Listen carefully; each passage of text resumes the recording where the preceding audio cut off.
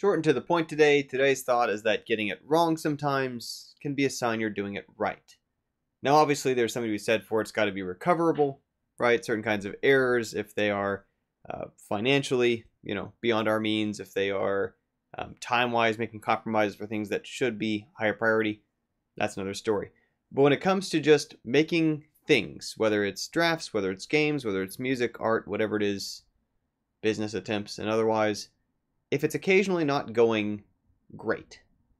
that can be a good sign of one of a couple of things. One, that you're trying things outside your comfort zone, which is the only way we learn new stuff if we're not being carefully walked down a guided, beaten path. Or two, it can mean that you're taking risks, that you're, even if it's within a realm you're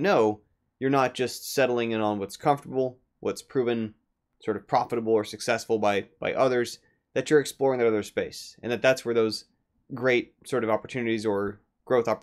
expansive possibilities come out of, is those sort of situations where if it's a workplace environment, if it's a school environment, if it's just how you're managing your life, I'm a strong believer in that idea that you've got to be able to have the 9 out of 10 ideas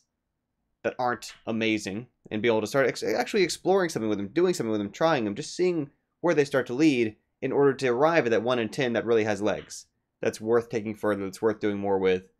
And that if you're never seeing things not turn out well, if you're making games and every single one seems about good, and if you're writing stories and every single one seems about good, you might be staying too close within a formula. You might be doing too much repetitive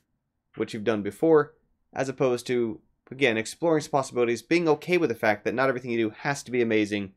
and that's the kind of creative flexibility that you have to allow yourself in order to produce some things that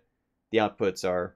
really going to stand out from the kind of chances that lots of other folks just aren't taking, won't take, or otherwise. That certainly has been the case for the kind of games I've built that have done well. They've tended to come from a process where there was a lot of, frankly, low yield. A lot of projects that anymore I've kind of buried, don't talk about, etc. But the 1 out of, in many cases, less than 1 out of 10 that really had positive reaction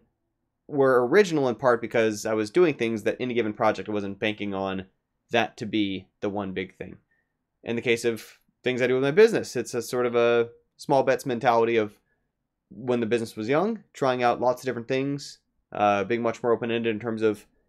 sort of testing out a variety of things to see which ones are working out, which ones aren't. And when many of them didn't, out of the different sort of directions or possibilities I tried for what would be the foundation of my current business, that wasn't to me a sign that I had done something wrong.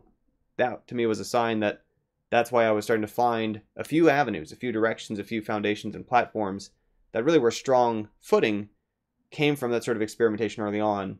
in a way that, again, you plan around making sure that it's recoverable, making sure that it's not your last or only experiment. But beyond that, it is valuable to be occasionally seeing projects that don't really pick up traction, that don't really go anywhere, and, trying to learn from those, trying to distill some values from those, trying to also listen to that feedback, to not overly devote too much energy or time to detail where it doesn't matter. But that's the thought for the day. Hope you're having a great weekend, and I'll have another video for tomorrow.